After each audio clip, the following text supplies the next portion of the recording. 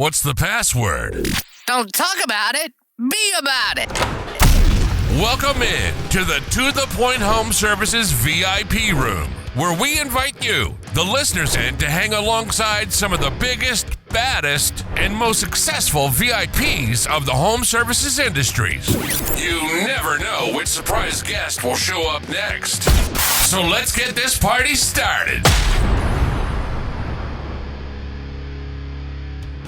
Hey, what's up, home service VIPs? It's your boy Chris, along with my co-host Chatty P and AG. Boys looking good today. What's up, guys? You guys feeling good today? I feel all right. I feel pretty good. Yeah, feel good. It's Tuesday. Feeling good. We had a great sales day yesterday, bouncing back from a little slower weather. That always makes me feel good. Yeah, it's like every sale makes you feel good because you have dopamine release. I got that sales heart forever. I can't get rid of it. So every day I'm texting the team, talking to them about sales, talking about numbers. I can't help myself. Hey, Chad can't get himself out of there. He loves to recruit. I know Chad is a sale. He loves to go and get talent. Chad, are you still dipping yourself in there? You can't take yourself out of the recruiting game, even though you have that already. Yeah, I met some guy on social media yesterday evening, lives literally right down the street and is selling water treatment, like for another company, big water treatment thing. So I'm having lunch with him on Friday. See what's going on. There we go. Yeah. For too long, he's gonna be wearing that Peterman Brothers blue and red and selling water treatment. That's right. I'm gonna bring him a hat. Hey, speaking of which, guys, I did get us some swag. So once it gets here, about time. I'm going to send it out to you guys. And I actually got swag that you'll actually wear. That's good. Took that into consideration. Okay, so I don't have an idiom today. I didn't think of anything as I was coming down here, so I decided I would just skip it. But what's nice is I love it when we get a little surprise. And we have a surprise guest on here. Why? Because I wasn't expecting to talk to Lacey Peevey, who's joining us today from WeCo Rooter out in Columbia. Hey, Lacey, welcome to the show. We're excited to have you on. Thank you guys for having me. I'm excited too. The whole time I thought we were going to be talking to your husband, John. But you guys step into this business at the same time. Was it 2017? Did I get that right? Mm-hmm. Somewhere around? Yeah. Okay. Like cool. End of year 2017. So. But the business was actually started in it was early 2000s, right? It was. No, it was 2017. Yeah, you had it right. Okay, well then, I guess I was misinformed. But 2017. Okay, got it. So, then let's do this. Just for our listeners' sake, maybe just go ahead and share what we typically like to do for the listeners is just give them an idea of what size of business that you are. And keep in mind too, a lot of our listener base is, like I was saying earlier too, is under 5 million. So, but you guys have had some, I do know you guys had some good growth. You almost doubled your average ticket. You doubled in the business. So you're doing some good things. I really want to lean into that today at your size.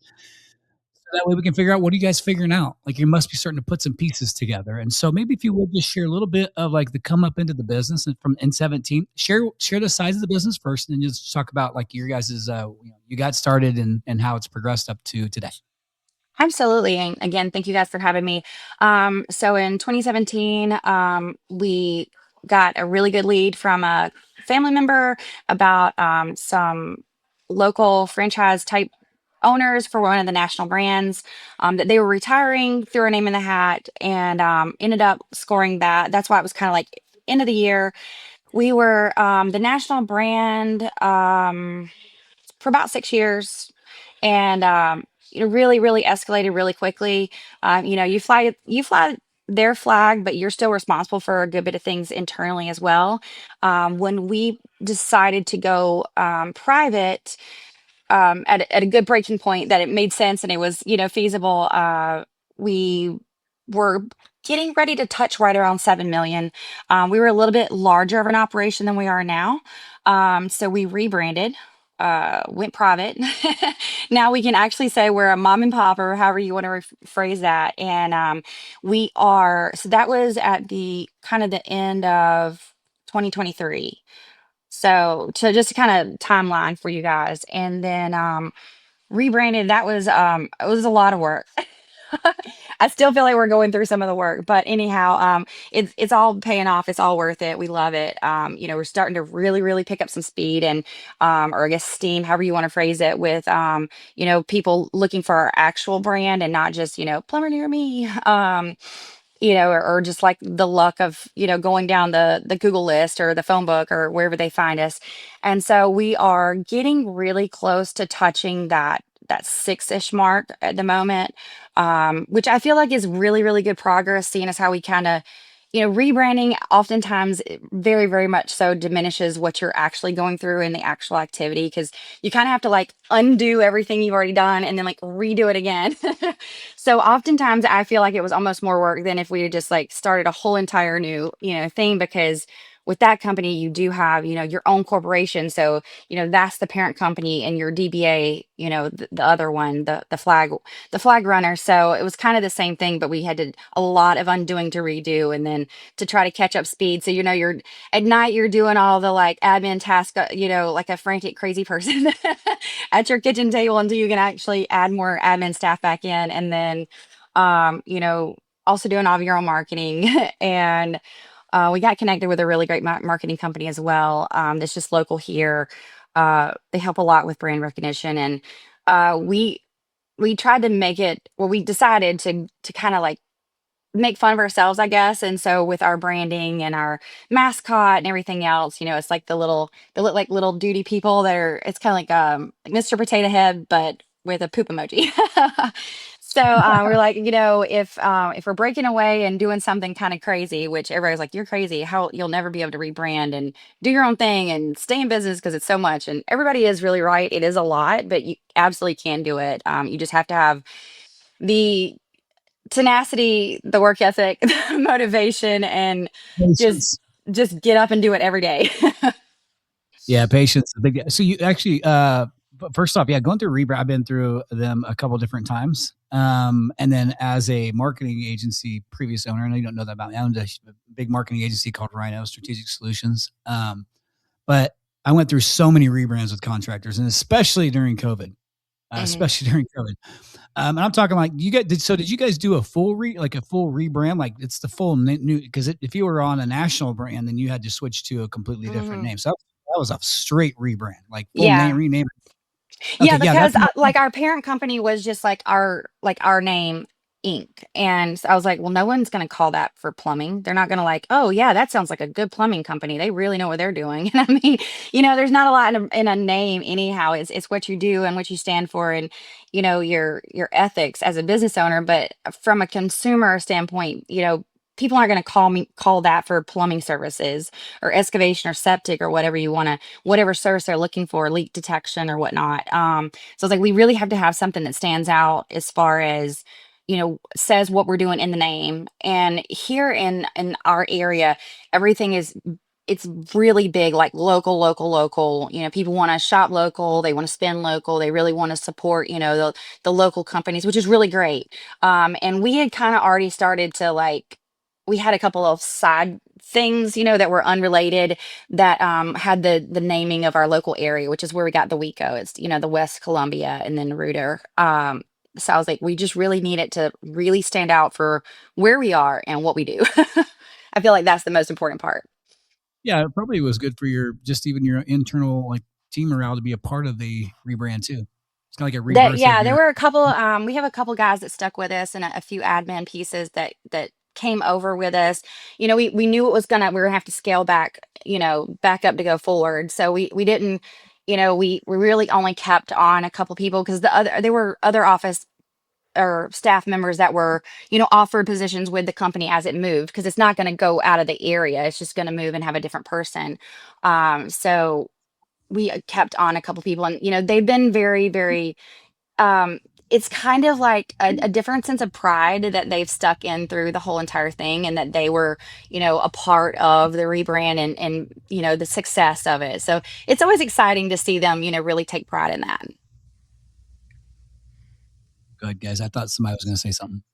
No, I was Yeah, just gonna ask a question, like, what made you guys switch? It seems like if you're having success under a national brand, was it just like, why do that? Like, there's a lot of people that Why would you do that? Yeah, I mean, I'm not saying that there's anything wrong. I can understand just like what was the decision making between that. Like, a lot of people have whatever. There's a lot of franchise brands out there. Some people do really well, some don't. I get that. Was it just more that you guys felt like you wanted to own something yourselves? Like, why make that switch? Like, what started that? It was a combination of things. We owned the parent company, but there really wasn't a lot except for, the vans and vehicles that we owned and our location. We owned our building and whatnot. But the part of the American dream is that it's your business. And with the national brand that we were associated with, they had given us an amazing, great start. One that as 30 something year olds at that time, you couldn't go to the bank and say, "Hey, I had this dream of being a plumber. Can I get a loan for like $5 million?"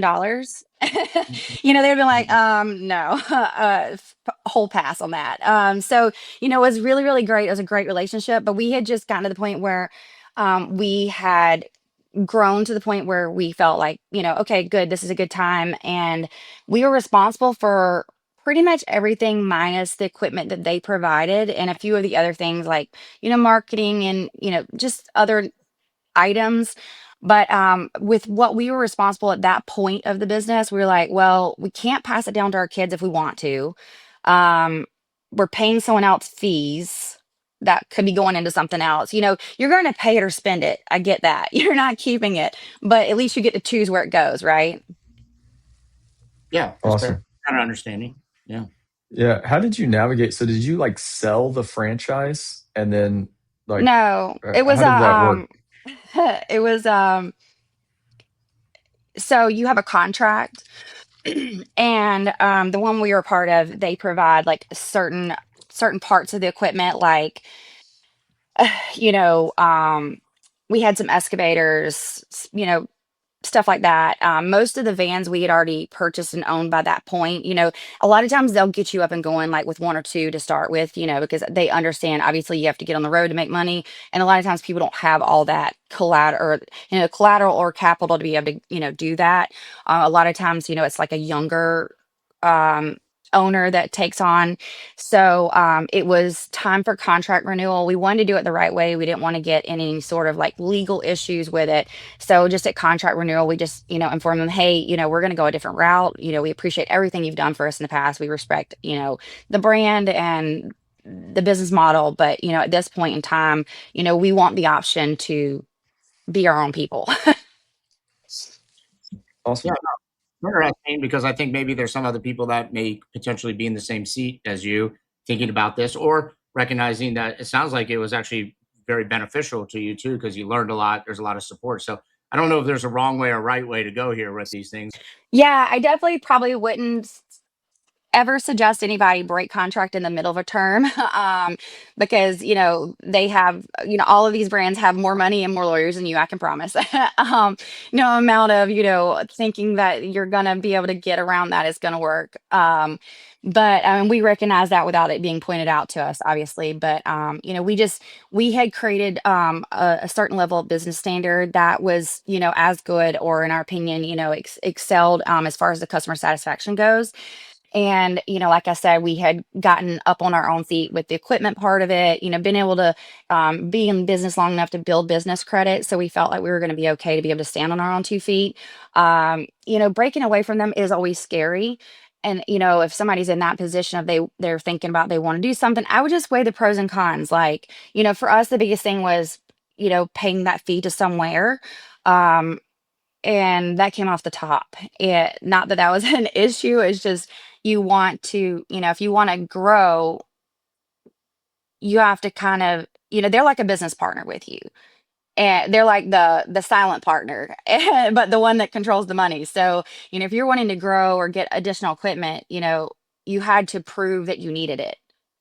And it was really, really frowned upon if you went out and just bought it. So you were like, firstly, we want to grow, we want to do additional things, and then we want to choose where that fee goes to, whether it's we're going to pay for marketing, or we're going to pay for equipment, or we're going to pay for additional training, or a business coach, whatever we want to invest it in. We want to be able to make the choice as to where we're investing it, or if we're investing in ourselves, maybe we're buying another building, whatever the case is.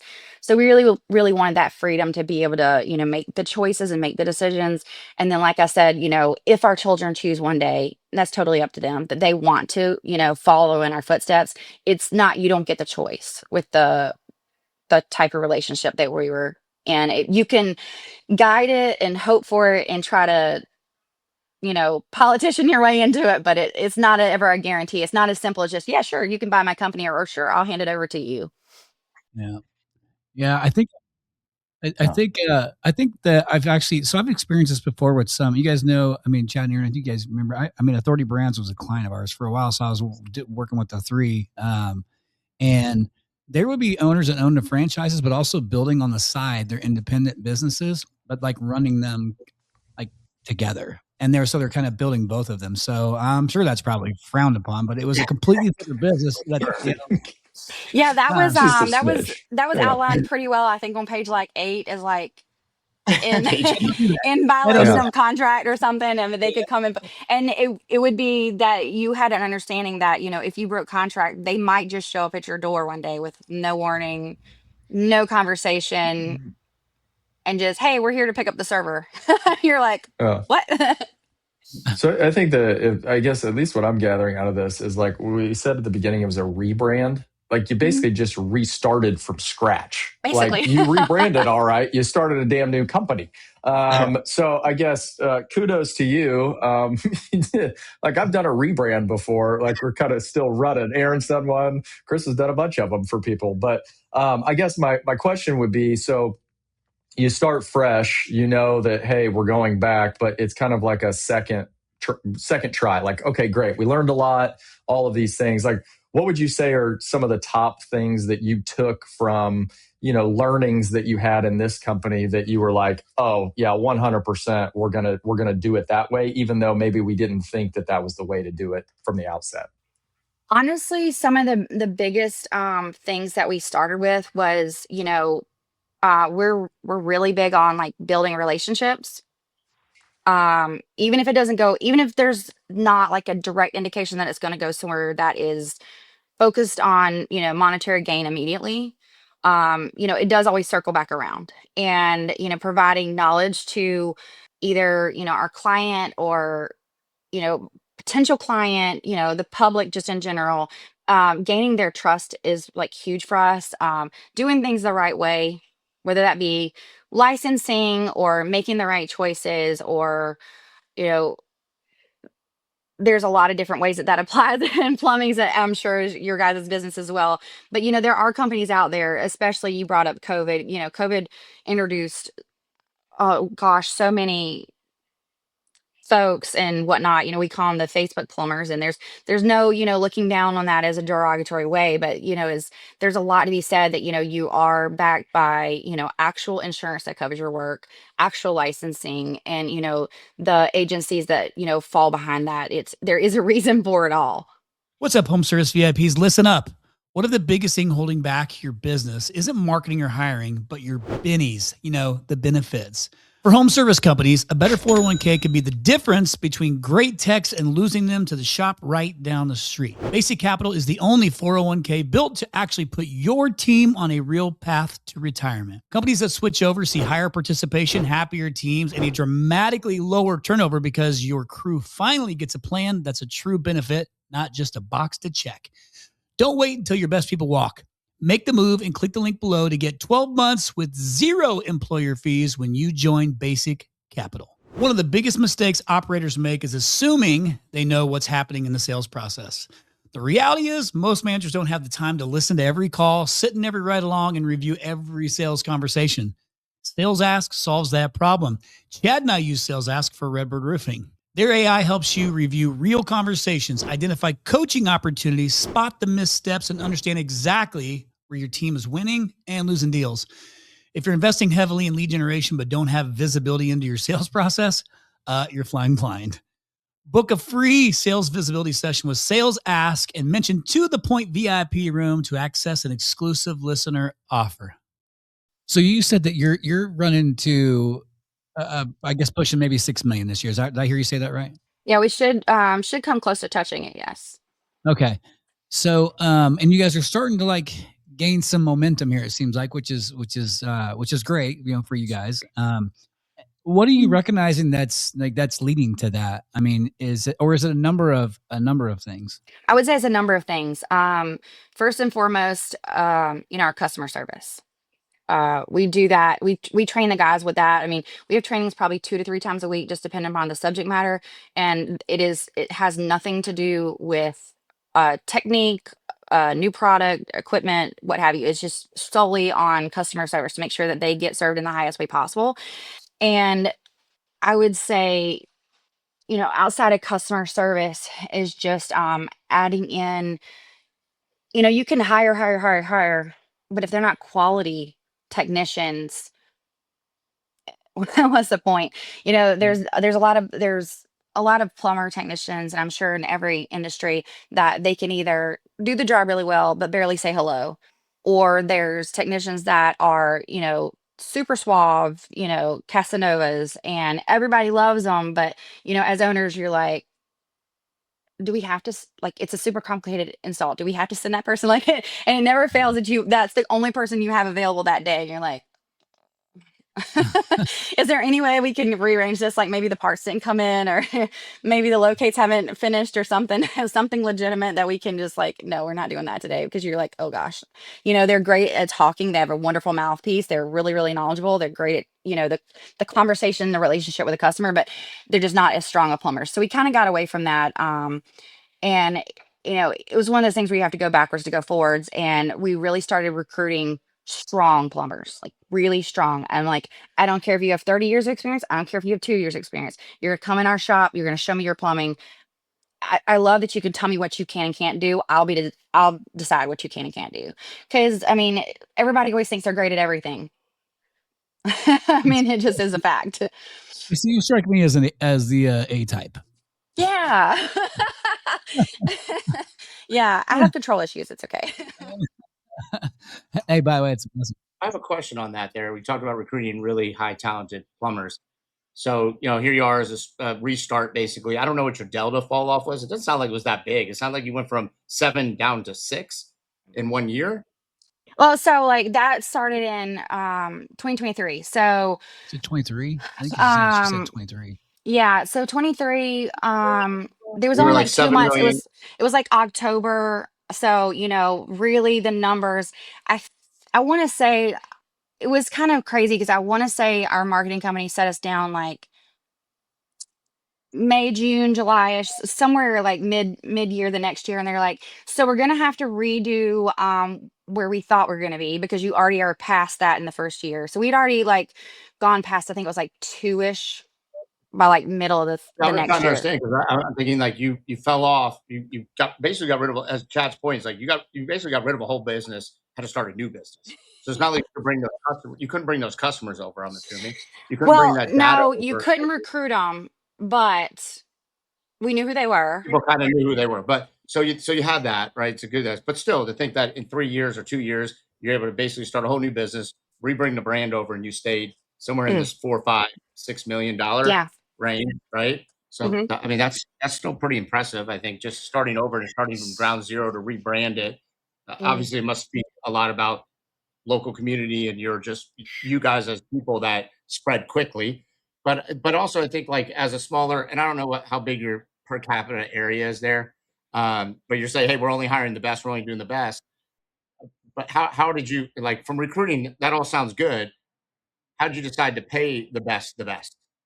So what did you guys do in your situation to say, well, how am I going to pay them the best when we're, I know it's a great business, but it's still a small business, and you're trying to survive, and you and your family's living. So how are you paying? How did you make this happen to recruit the best from the best places and make sure they get paid the best? So, and that's a really great question, and it's hard because like I was saying a second ago, everybody thinks they're the best at everything, right? Yeah, Like sure. I think I'm the best. I'm sure you guys do too. And but That the definitely proof of is in the pudding. And so what we were able to come into was, everybody makes the same percentage. They all make the same percentage. And there's no weird, structure or super complicated, way that it works where it's this and that, and you add this, you take that away. It literally is just the same percentage. However, the guys who are more qualified, those level 3s, level 4s, they get the better jobs. The guys who don't lay out, who aren't late for work, most likely the best jobs, unless it comes in as a fluke emergency in the middle of the day, the best jobs are going to be had by 8 a.m. So being on time, being early, being truly the best, truly like not getting callbacks, not getting warranty situations, really being able to actually complete the jobs, proving that you are a level 3, level 4, where I'm not having to go bail you out. I don't mind bailing you out because I want, us as a team to maintain the customer satisfaction and make sure they're happy. But at the same time, like you couldn't do it by yourself. So like privately, we both know you're not a level 3, like, on a sidebar conversation. So those guys make a lot of money. I mean, you're talking big jobs. Yeah. So are they selling and doing their own work for your team? Like an excavation job? Is it a guy selling that? Because I know you have a rooter and you guys do excavation work. So is that just selling and doing? We have like 1 or 2 guys that are kind of like unicorns where, we'll like review whatever they're doing. They oftentimes get put on the larger jobs. And a lot of times those are a really, really, really large bid. So those will come back into the office and we'll really, make sure that we're crossing all of our T's and dotting our I's, because a lot of times there's, fine knit details that you need to make sure that you're taking care of. However, whenever the job gets awarded, we don't take that away from them just because we help them with it. It's their, they got the sell on it, they got the commission, they got the praise, the parade, all of the things. And then there are jobs, we have, we use like the Chris Fresh program. So, we go in there and, there's a calculator. That way it's all standardized. It makes it better for our customers. So everybody's getting, the last thing you want to do is somebody loved your work and they told their neighbor, and it literally could be across the street or next door. And then that person calls you in for literally probably the same thing. And you're hoping that it's slightly different jobs, so you can talk about it differently, but so many times it's the exact same job. You want to make sure they're priced the same. So making sure we have pricing consistency across the board, we're doing, that pricing. And then if the technician feels comfortable with the rapport and the relationship he's built on site with the customer, he can go ahead and deliver those options. If for some reason he starts to feel like, hey, this is outside of my comfort zone, like, could somebody help me with this? We have service managers that jump in, and then we'll call the customer, work through the options, work through what it means, kind of educate the customer, and work on helping them secure that option 3. So so you guys are 100% commission. Is that what I hear then? So everybody's commission. Is that a commission on revenue or a commission on labor? Commission on revenue. Revenue. Okay. So you have one flat on total ticket commission. Okay. Yep. That way it's not complicated. And what we do. honestly, it helps with recruitment. I mean, it's technically a lower percentage than some of the companies around here advertise, but whenever you actually do the math, and we've had guys come in and want to just run the number, like, hey, if I did this job specifically, what would it look like? And we're very upfront and honest, because I don't want them to come over and be angry or unhappy, or it not be a lasting relationship. It takes time and money for me to train you, and I don't want you to come in and be angry, because then you're going to go back and wherever your next home is, or if you go back to the other one and you're just telling the supply houses, the other guys, I want you to come in and it be a good fit. I don't want you to come in if it's not. Yeah. So I'm going to follow up on one more thing here and then let somebody else jump in here. So I heard you talk about Chris Fresh. I know Chris, by the way, and Chris, he's great. He's funny. He's awesome. The training's awesome. The plumbing sales coach. And I noticed in the notes, I think from your husband, he mentioned Chris in the plumbing sales coach in the notes, or maybe you wrote those notes for him. I don't know. In the notes for the okay. I don't know. I don't want to say, but in there. So you mentioned that training. He said, hey, a lot of this training was it. Like, so when did you guys bring that training in, and why, and what's been the massive benefit for your team around having, a third party come in and do some training for you? What did you guys learn from that, and what really changed for you? Because I saw your notes had mentioned your average ticket, I think, went from 800 to 1,300. Is that roughly correctly? Yeah. So I mean, that's a pretty significant change. You just don't jump from 8 to 1,300 overnight, right? Sometimes we see average tickets. Yeah. Chad and I can probably say you're working on stuff for a long time to see like a $30 bump, right? Hey, Sometimes you see a big jump, but that's a big swing. So what happened? So, they're a great team. Amazing. I think that we started kind of talking with them about August roughly last year, and then joined the program. And then obviously you accelerate through the program, there's steps to it and whatnot. I mean, you can watch the videos, you can see the statistics and everything else for yourself. It's a great program. It helps a lot with obviously learning how to talk to customers. We already focused very, very heavily on customer service. I think one of the biggest shifts for us was, after stepping away from the national brand, we were like, well, what are our processes? We had a few that, were more so around, AR situations, because we do have customers that we bill. We have a pretty large commercial side that, we have a lot of relationships with people. So we had a few, processes around that. But other than that, it was kind of just like the wild, wild west, I guess. It was like, what are we doing today and how creative are we going to get? And I'm like, okay, maybe we're just being too creative. Maybe we need to no, this is how you do it. And I would say that honestly for us, because we already we already had a really good handle on how to do parts of the process. And I think the other thing that JP always says that I really think he puts it the best is, we already knew how to make grandma's cookie recipe, but I think we were doing it in the wrong order. That's fair. I think we can all relate to that at times. Yeah. Yeah. So, if you're doing it out of order, you're not going to have the same product every time. And the order is really, really important. Some of the steps that they do there, we won't obviously, and we won't bore everybody in the world about that. We just, hey, go check them out. They're really amazing. Tell them Lacey sent you. And, outside of just the sales process itself, I think the processes were so incredibly important. And, that's something that it's really, really, it takes you years in business to like, okay, cool. We're going to sit down and create processes. It's a good idea. And, everybody says that they're going to do it differently if they're the business owner, but I mean, we're all business owners and let's be honest. I mean, nothing ever goes like you said it was going to go before you started your business. How do you guys, being a husband and wife kind of model? I work with my brother, worked with my dad for a time. How do you guys kind of divide and conquer? What are some of the kind of swim lanes that you guys have set up to be successful? Because obviously you've experienced a lot of success. So, and obviously what works for you guys may not work for someone else. But I think that there's a lot of in the trades. There's a lot of family business that is trying to navigate all of these both personal and professional things and trying to figure it out. So ours is a little untraditional. Yes, we're, a husband-wife duo.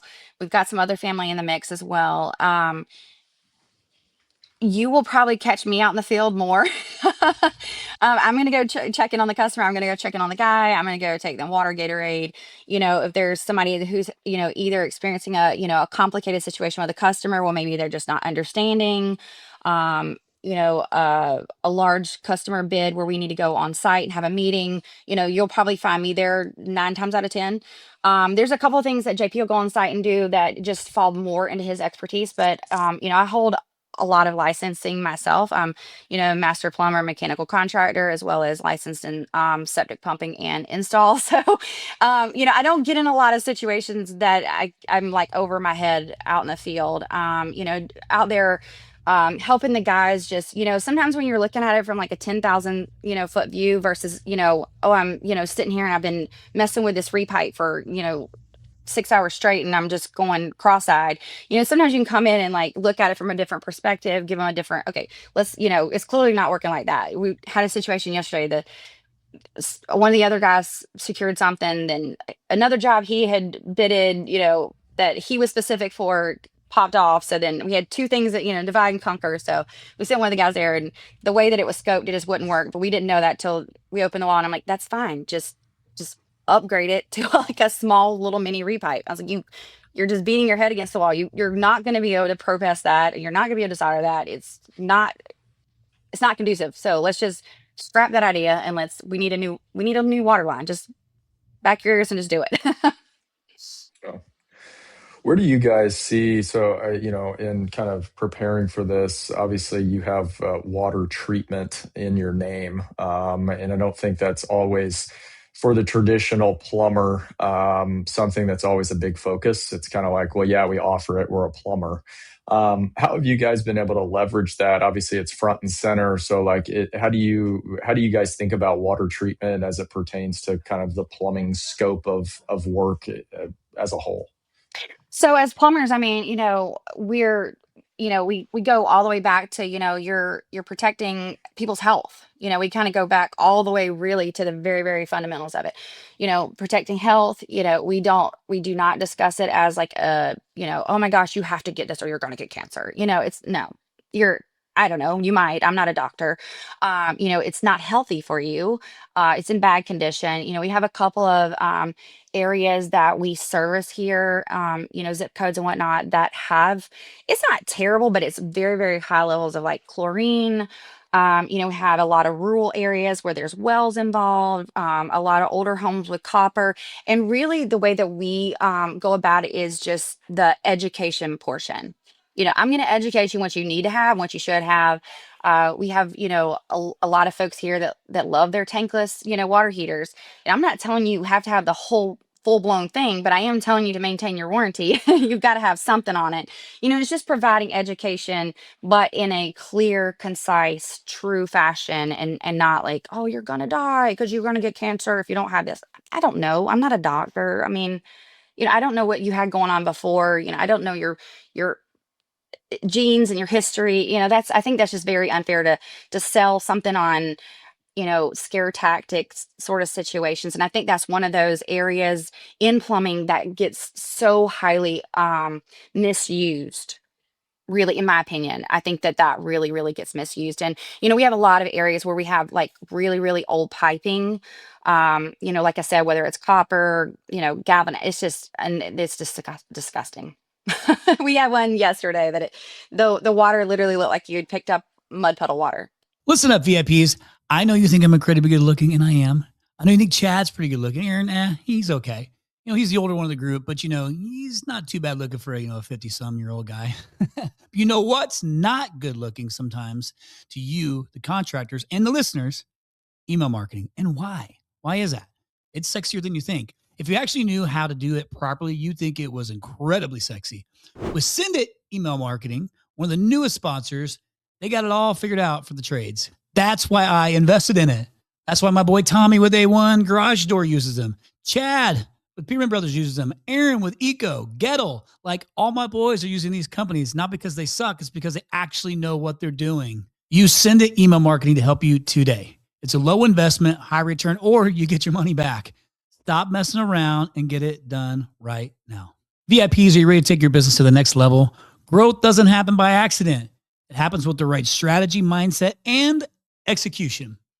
At can'tstopthegrowth.com, you'll find proven tools, resources, and training built specifically for leaders and entrepreneurs in the trades. You can visit can'tstopthegrowth.com today to learn how you can turn today's challenges into tomorrow's opportunities. So let my boy Chatty P show you how to be a badass. You're very involved with what's happening in the field. So you're like, to Chad's direction, I think historically, not to sound the wrong way, it's like usually husband's the plumber, has the licenses, Yes. goes to the field. Sounds like you have a lot of licenses and you're in the field. So Yeah. you're And I very, mean, you're talking about specific jobs, you're engaged, you're out in the workforce, you're, mhm. going to jobs, giving suggestions. Yeah, and Um, I'm giving the guys other ideas. yeah, Just sometimes, whenever and I always tell them, I'm like, look, we are there to address whatever their plumbing concern is. However, if we're only addressing, kind of to go back with the fresh program, if we're only addressing what they called us out there for, and I have, sometimes you have to do it with like tough love, and a female's going to get away with the tough love because we're like moms. And, yeah. I'll tell them, okay, if we're only addressing the problem that they called us out here for, say it's a broken faucet or whatever, they are the plumber, we are handyman.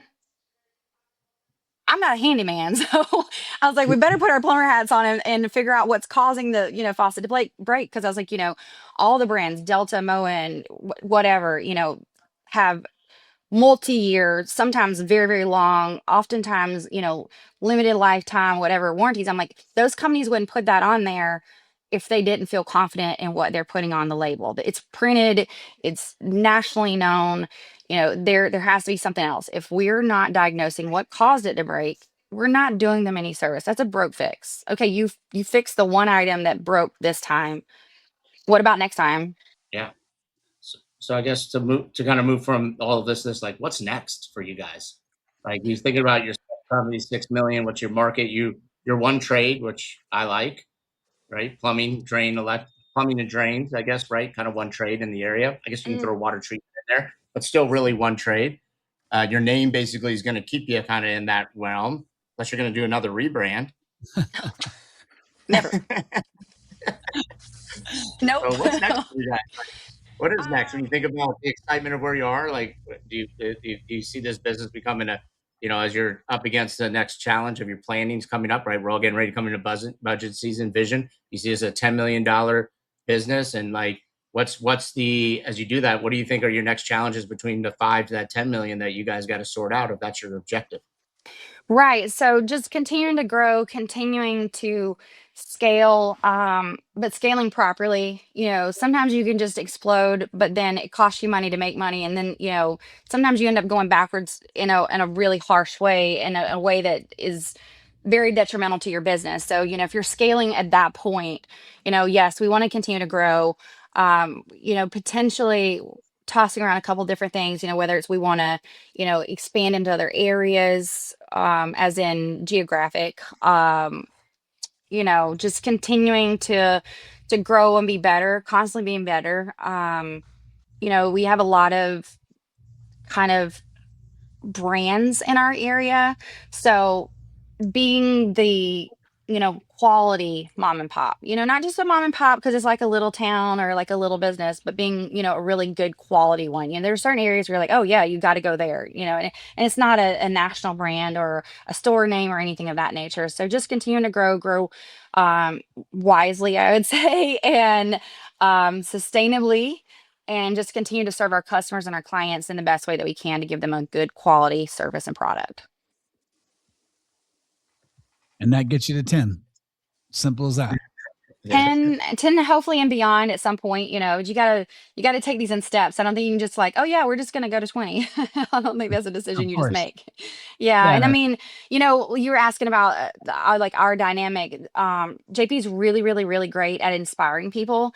He also holds a few of the licenses as well, and has a really, really, really wide array of plumbing knowledge, especially about larger systems, like commercial type systems. He was in like the Chicago area for a while. And he's worked on a lot of things that some of the people haven't seen around here, until you get into the larger buildings. We have a couple of buildings here in the downtown area that are like the high rise type, so sometimes they're piped in that way. So, you'd have somebody come in and they're like, I don't know how to do this. I don't even know what I'm looking at or where this goes or why are there so many pipes, and, are they all plumbing? And so that's really helpful. He also really, really gets involved with the excavation side and the septic team. So, like if the guys go out and they secure something that requires an excavator, we have a team that actually does that. I don't expect a plumber to be, fluent in, how to operate an excavator well. Chad, you know how to run an excavator? Nope. But your brother does. Yeah, exactly.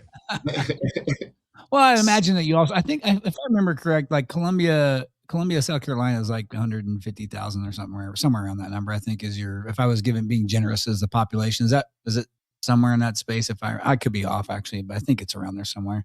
You also are going to have to scale into other markets. Like I think that has to happen as well.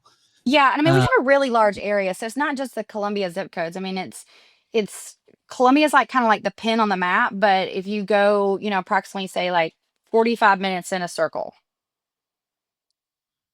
Sure.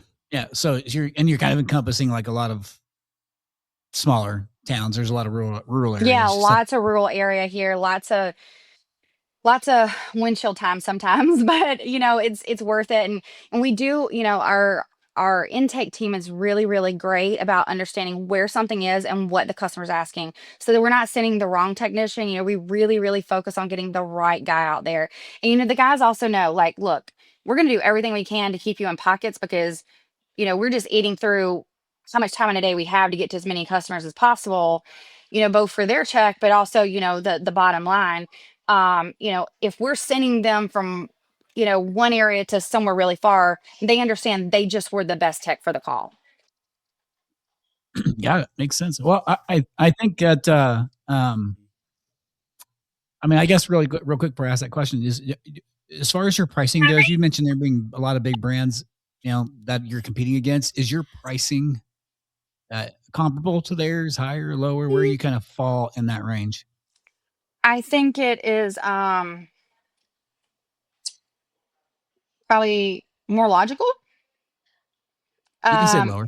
You can say Sometimes I'm not gonna lie. Sometimes it's lower, sometimes it's higher, but it yeah, depends on the work that we're doing, because it's probably not apples to apples. sure. And that's the one thing that we try to have the conversation with when customers are calling us and they're just like, I got this quote. And I'm like, well, if you want to send the quote over to our general inbox, we're happy to look at it. We would love to look at it. We'd actually love to look at it and have the conversation with you and just educate you on what they're quoting versus what we're quoting. Because very, very oftentimes, if the quotes are far apart, we're not quoting the same work. Totally. Yeah, I understand. Yeah, I just as I'm thinking through just your growth, I'm thinking through like the basic things that you can scale with, like service area, pricing, things like Pricing, that. the plumbing sales coach program really helped a lot with the pricing. It helped. We were all over the place, so I'm not going to say that it got every single average ticket up, because we had some guys that were great at hitting a home run, but we also were trying to bring that in, because we wanted it to be ethical. Like, if it's worth that, okay, great, charge that, but make it be worth its while. Like, someone has to like understand what they're paying for. You go to the Best Buy analogy. No one went into Best Buy to buy the larger TV and the whole home, Sonos or whatever fancy sound system. You went in there, but then when you're coming back out, you're fully prepared to talk to your significant other about why you spent what you spent, because you were educated on it, and it was worth it to you. At that, they explained why it was worth it. And I was like, if the homeowner accepts it and it makes sense and it's not unethical, but trying to just make it all more cohesive, I guess. So sometimes it's lower, sometimes it's higher. Just depends on what the job is. Okay, Aaron, did you have something you're going to say, buddy, before you go? I was just going to say, I think that the idea here is like start a business, obviously got to change around, brought into some specialized training. I think that's always unique. I think people need to never forget that, the network, the training, the opportunities, right? Like, so, now you're independent, from your thing. You obviously had your franchise business that you worked with that probably gave you tools and resources that you learned from. Then you stepped out, you said, oh, some of the areas we may not be strong at is maybe sales, right? Or whatever. I'm just using that example because you guys brought Chris in, who has a great program. And I've had Chris on our site here, and he's a great guy and a great program. So I think it's important to understand, like, finding those niche areas and finding the one thing that really focuses towards your trade. You're a plumber and plumbing trade only, and you found a guy that focuses on plumbing only, right? Not the generic coach of everything, right? So I think that's important too to do. But from this step now, like, what do you, and so you have a plumbing coach and you work with them for, I think they have some coaching stuff too. But are you joining a network? Are you part of a network? Do you guys plan on joining like a Nexstar or network to keep your engagement, to learn, to network with? Like, how are you guys now building your network of information, and how do you individually as leaders now get better without that source as we come to the end of the podcast here? So we've always been very, very involved in the whole networking of the entire area. We've been in those groups before. It's really tough because just there's a lot of ins and outs of those that just are tough in the plumbing world, whether it be timing or whatnot, passing referral, stuff like that. So, but we've always been very, very involved in the network here. We were always really, really great prior to this, at networking and being social and being community focused.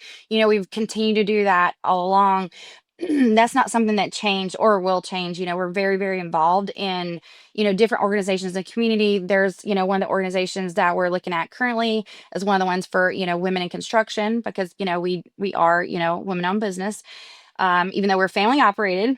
And, I grew up in construction. So, I see the excitement, it's always great to pour back into, the youth. You're pouring into the youth, you're pouring into the woman of the house, she's calling you, then you're educating her so that she can go talk about it knowledgeably to her husband. Then her husband's like, well, yeah, of course. Like, if you can tell me this much about it, then maybe it is amazing. And it's really just full circle. And, it all starts with literally just education.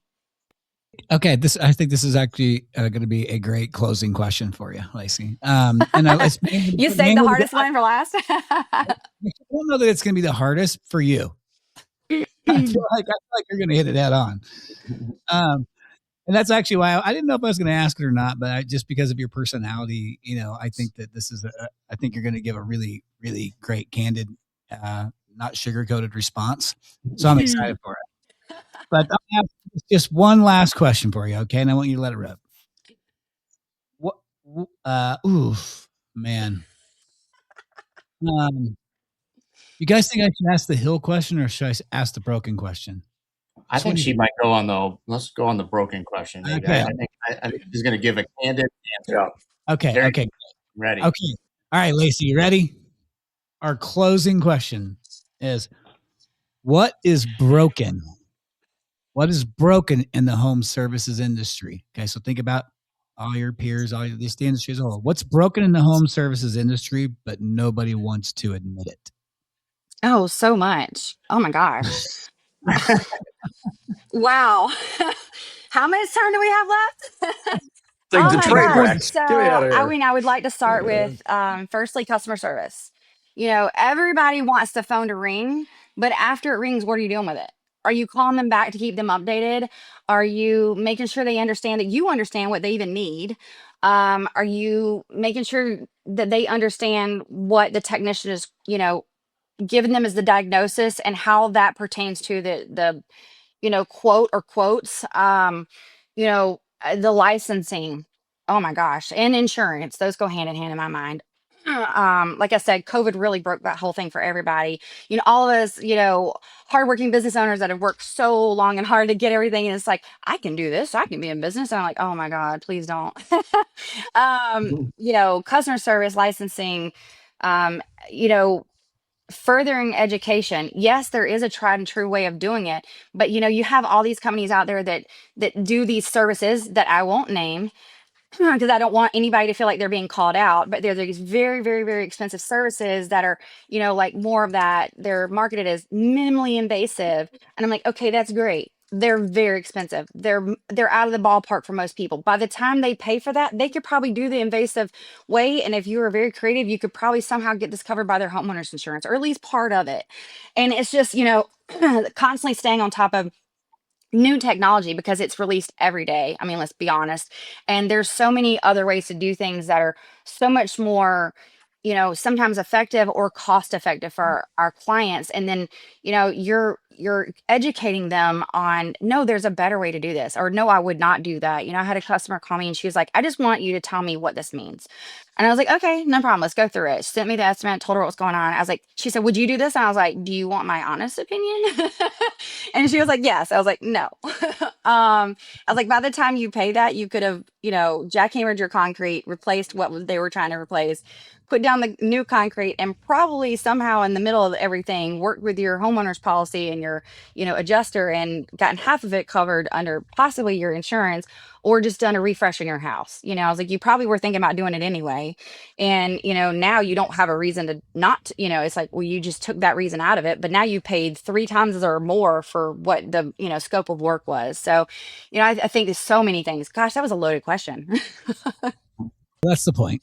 I see that. It is a loaded question. And you clearly had an opinion on it, so I appreciate it. I have an opinion on most everything. I can see that. I can see that. Listen, trust me. I understand. I am married to a type as well. Yeah, I like to just call it like I'm very passionate. Yep, we'll call it passion. She's very passionate. I think that the conversation with you when you guys are at 20 million, and I have no doubt that you'll get there just based on even your drive alone. I would be interested to hear your perspective on some of these same questions at that time to see what has changed. Just having like these guys have been through that phase and and been where you are and like all the things. It's just interesting to see what you learn with the growth that you're like, oh, okay, maybe this part wasn't as big of a deal as this side over here. And like, oh, I really do got to focus on this thing to scale the business. And like, I don't think the grassroots stuff ever really goes away. I think that I'm always a big fan of it. And and when you're in a community like you're in, I think you have to do that to build the community, to build relationships. And you guys have done a great job at that. So, well, listen, I'll tell you what, this is a pleasant surprise.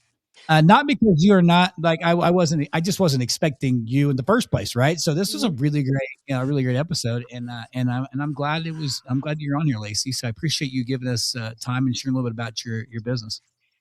I appreciate being here, and it was really great talking to you guys. And like you said, I look forward to looking back on this and being like, gosh, I was so naive then.